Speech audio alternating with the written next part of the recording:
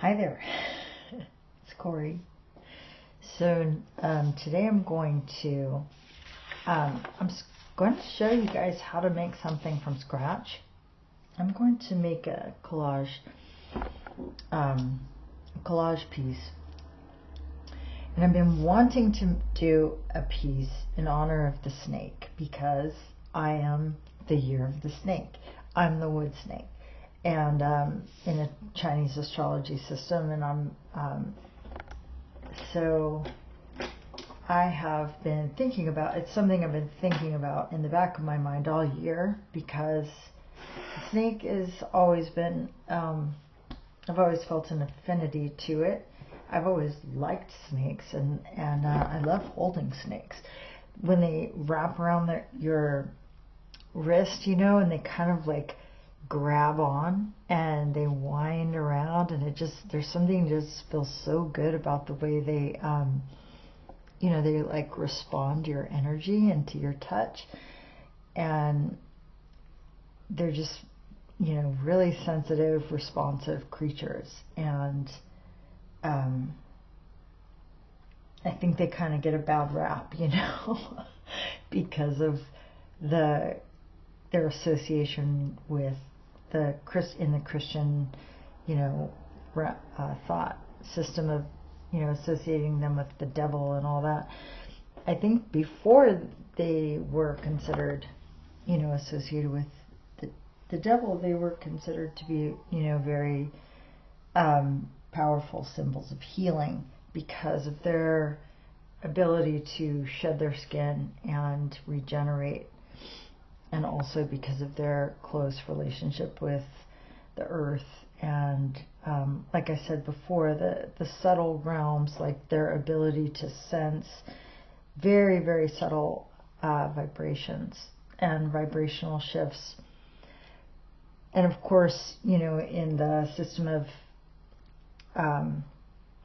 in Hindu and yogic tradition, the idea of the Kundalini, the serpent is, associated with the rising Kundalini, the rising awareness that awakens from the base of the spine and ascends, through the spine up into the crown chakra. So it's associated with higher consciousness and ascension. And the soul's like evolutionary journey into higher realms of consciousness. So anyway, the snake. So I want to so I'm going to create something and an image, and I don't know what it's going to look like yet. I have a vague idea that I want to start with the image of the Ouroboros, which is the snake eating its tail.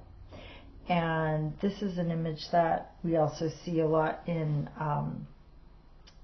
Zen art and calligraphy. The Enzo, which is a circle that doesn't always completely connect.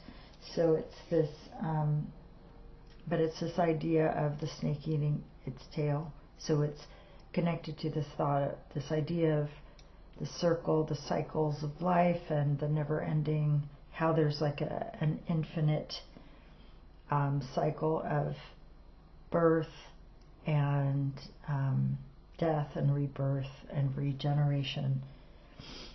But also this idea, I think, that is very much embedded in Zen, which is this idea that there's like a space, right? Like because that's what I love about the Enzo, which is that it doesn't always completely touch. Like the circle it comes around, but it doesn't always 100% touch here. So there's like a little bit of a space, a gap, right? And in that gap is like all this beautiful tension, right? Which we could also, if you're aware of or interested in energy metaphysics and energy, you know, ideas about energy and magnetism and polarity. There's this idea of, like, you know, that amazing tension that gets created when two things, you know, just don't quite touch, but there's in that space, in the gap, there's this pull, right? This tension that is at once like an attraction, but also like it can be a repulsion as well. Anyway, there's a lot of incredible potentiality that is generated in that gap. So kind of an incredible sort of space to contemplate. Anyway, so let's make some art. I'm gonna pause the video and hope that I can turn it around so that you can see the desk. Let's see how this goes. Okay.